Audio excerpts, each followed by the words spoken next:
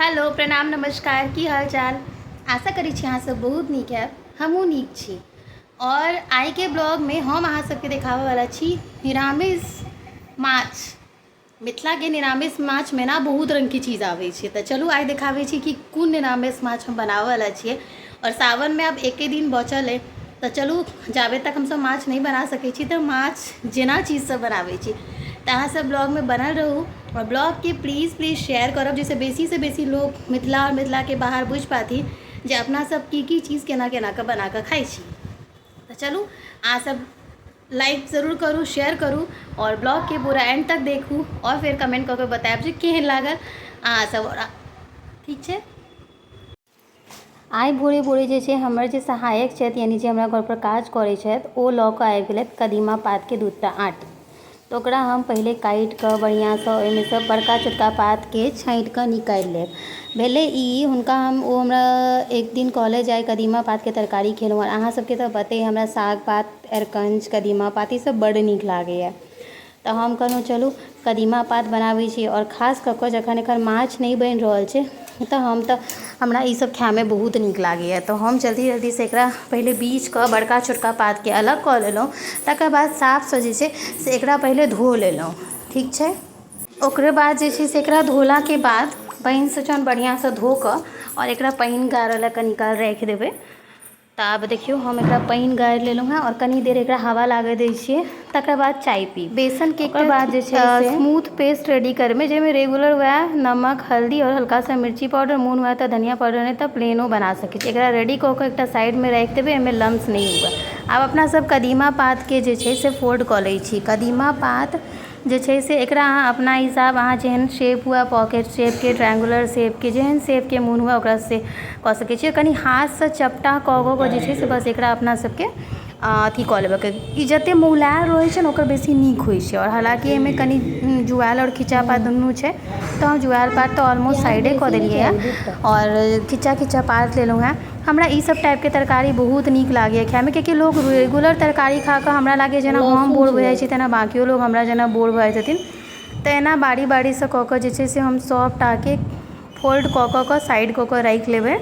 और एखन देखियो एहन शेपमे हम सबटाके रेडी केलहुँ हैं ट्रायंगल ऑलमोस्ट। और एकरा दबा दबा कऽ चपटा कऽ देबै। बाकी हमरा पास एते पात बचल है सबके कऽ लेलियै। छोटकी पातके हम साइड कऽ कऽ राखि लेलियै है, ओकर काल्हि आलूमे दऽ कऽ भूजब। आब एकटा कढ़ाहीमे हम जे छै से तेल लऽ लै छियै या छोटकी पात साइड कऽ कऽ रखलहुँ हैं और सबटाके एतऽ फोल्ड कऽ लेलहुँ। हम 4 गोटाके बराबर तरकारी एखन बना रहल छी। एकटा हमरा पास पहिलेसँ कढ़ाई छलै, एहिमे हम भुजिया बनेने छलहुँ हैं। तो एहि कढ़ाईमे हम मसाला रेडी करबै कियाकि हिनका जल्दी जल्दी जाके छै ने एकटामे अपना सब तरबै। हालांकि हमरा पास नॉन स्टिक के पूरा सेट है, लेकिन पता नहीं एकटा सेटिस्फाइड जे खाना बनाबऽके होइ छै ने हमरा एल्युमिनियम कढ़ाईमे बेसी आबैए। एहिमे जे छै से हमसब की करै छी जीर दऽ दै छी फोरनमे और तेजपत्ता। अपना सबके ऑलमोस्ट वो मसाला यूज करऽके छै जे माछमे यूज करै छी। साथमे कनी हींग खसा देलियै कियाकि सरिसो देबै तऽ कनी पाचनके भी इशू रहै छै, ताहि लेल और खानामे हींग यूज करबाके चाही। आब हम की केलहुँ हैं, बहुत लोग एके सटाल मसाला पीसै छथिन, हम एतऽ जे छै से प्याज लहसुन और आदी ई तीनूके पेस्ट जे छै से पहले केलहुँ हैं। एकरा हल्का भूजब, मतलब जहन ई हाफ भुजा जायत आधा तकर बाद जे छै से हमसब कदीमा पत्ता जे छै से ऐड करबै। कऽ कऽ जेना तरुआ तरै छी तेनाही तरि लेबै कुरकुर। अगर अहाँके तरुआ जेना खायके तऽ अहाँ एकरा ओनाहू तरि कऽ खा सकै छी। हम सब्जी बनेबै तऽ एकरा अहाँ कमो तेलमे तरि सकै छी चटका जेना, लेकिन हम कढ़ाहीमे तरि रहल छी। सिद्ध बढ़िआँ होइए कि ई सब चीज कनी बढ़िआँसँ सिद्ध रहै छै तहने ई खेनाइ पसन्द करै छथिन। और हम अकेले लए कोनो चीज बनाबै नहीं छी। तऽ चलू आब जे छै से एकरा हमसब कढ़ाहीमे तरि लै छी लोहियामे अपन। और हैया देखियो एकरा जे छै से एक बाजीमे तऽ 4-4टा तरेतै ओना 8, मतलब हमरा पे 4-4 8 और 12टा जे छै 10-12टा हमरा लगमे ई पीस छलै। तऽ 4 गोटाके हिसाबसँ हम बनेने छलहुँ हैं। देखियो ई ना तरलो खाइमे बहुत नीक लागै छै, एकदम क्रंची क्रंची खेबै ना बहुत मजा आयत। खास कऽ कऽ ई नॉन वेजिटेरियन जे छथिन जिनका सबके नॉनवेज नहीं पसंद छै हुनका सब लेल तऽ और बहुत नीक चीज छै, ओ ओकरा खा सकै छथि, बहुत नीक होइ छै। कियाकि साग पात फायदो करै छै, बच्चोके देबै तऽ खायत। हालांकि अंश एखन अपन दादीके घर पर गेल छथि तऽ 3 दिनसँ हम और इएह छी तऽ ई सब चीज और नीकसँ बना रहल छी कियाकि बौआके ई सब चीज ओते पसंद नहीं पड़ै छै। आब जे छै से तरा गेला, एकरा साइड कऽ कऽ राखि लै छी। आब एकरा हम जे छै ताबे तक हिनका 2टा टेस्ट करऽ लए देबनि कियाकि नहा कऽ बैसल छथिन। और हम जे छै से बाकी सारा के एनाही तैर लेब, जतेक भी बचल लेफ्ट ओवर बचल छै तकरा सबके एनाही तैर दै छियै। और ओकर बाद में दोसर कढ़ाई में कियाकि अपना सबके पते समय बचाबऽ के छै, हिनका निकलऽ के ड्यूटी पर, सडन में इनका प्लान हो जाइ छै, नहीं तो पहले से प्लानिंग नहीं छलैया, ताहि दुआरे झमेला वाला तरकारी हम बनेलहुँ हँ। नहीं तो जहिया हिनका निकलऽ के रहै छनि भोर में जल्दी तो हम झमेला वाला तरकारी अवॉइड करै छी, सादा सादी चीज़ बनबै छियै। देखियो पहिल घानी में 4 गो देने रही, दोसर घानी में जे छै तेल कढ़ाई के चारों तरफ लागि गेलै बढ़िया से, तो हम जे छै से में 5-6टा धऽ कऽ फ्राई कऽ रहल छी। आब इम्हर मसाला अपन आधा भुजा गेलै, में सरसों, टमाटर, धनिया बुक्की और अहाँके जे छै से जीरा बुक्की दऽ रहल छी। अहाँ जीरा बुक्की अवॉइड कऽ सकै छी, हम जीरा बुक्की कोनो तरकारी में दै छियै, हमरा नीक लागैए, ठीक है। तो वो सब धऽ कऽ हम पीस लेलिए हैं। आब हम एकरा सबके साथे भुजबै। अहाँ सब कहबै कि हम दुनू मसाला के प्याज लहसुन और सरसों के क्या अलग अलग केलिए, हमरा एना लागैए जे सरसों बेसी भुजा जाइ छै ने तो कनी तीत भऽ जाइ छै, तो हम प्याज लहसुन के कनी पहले भूज दै छियै, ओकर बाद जहन आधा भुजा जाइ छै तहन ओहिमे सरसों ऐड करै छियै, और टमाटर तो कमो भुजेलासँ चलै छै। और हम माछे जेना जे छै से ई सब चीज़ बनबै छियै। अब एहिमे हम जे छै हल्दी बुक्की और हल्दी बुक्की जे छै से डालि कऽ ओकर बाद में जे छै से मिर्ची बुक्की अपन टेस्ट के अकॉर्डिंग ऐड करब, और साथ में हम सेंधा नमक खाई छी तो नमक 1 चम्मच यूज़ कऽ रहल छी, कियाकि अपना सबके पकौड़ों में भी नमक छै, तो नमक अपने सब कमे लेबै। और ई देखियो कदीमा के पात के पकौड़ा हमरा बड़ नीक लागैए, हमरा अरकंच ई सब बहुत पसंद है। नेक्स्ट आबऽ वाला वीडियो में अहाँ सबके जरूर हम अरकंच के लऽ कऽ आयब, और हम देखायब जे अरकंच हम केना बनाबै छी। तो मसाला के भूज लै छी, इम्हर फ्राई भऽ रहल छै, ताहिसँ हमर सबके समय बचत भऽ जायत, ताहि समय मसालो रेडी भऽ जेतै, मतलब आधा समय के तो बचत भऽ जायत।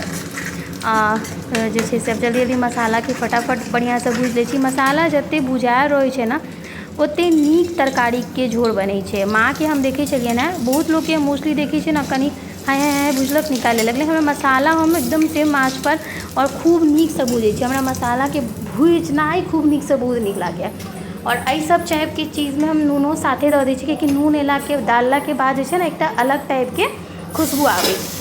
तो एक तरफ अपन सबके मसाला भुजा रहल है, दोसर तरफ अपन सबके जे छै से कदीमा पात के हम 1 बाय 1 कऽ कऽ सबटा तैर लेलहुँ हैं। और ई खा कऽ कहलथि तरुआ बहुत नीक लगलनि, हालांकि ई कैमरा में एनाइ ओते पसंद नहीं करै छथिन, तैं हम इनका कनी कैमरा से दूरे राखै छियै। लेकिन अगला जे अरकंच वाला वीडियो हैत वही में ई अहाँ सबके देखेता, कियाकि ओहू दिन हमर बिजी शेड्यूल रहा, तो हमर हेल्प करला most of the time kitchen में हमरा साथे रहै छथि। लेकिन ओहिमे कमे तेल छलै तऽ कढ़ाई के हिला हिला कऽ, अपना सबके मिथिला में ना तरुआ पकवान खाए के तो बहुत, हमर कढ़ाई के कनी पातर छै, तो एहिमे ना जल्दी मतलब कनिको छोड़ि दियौ तो पकड़ि लै छै, ताहि दुआरे अब जल्दी जल्दी से में झोर डालि दै छी। और मसाला हमर सबके पूरा भुजा गेल अछि, और जरला नहीं, बस हल्का पकड़ऽ लागल छलै तखने।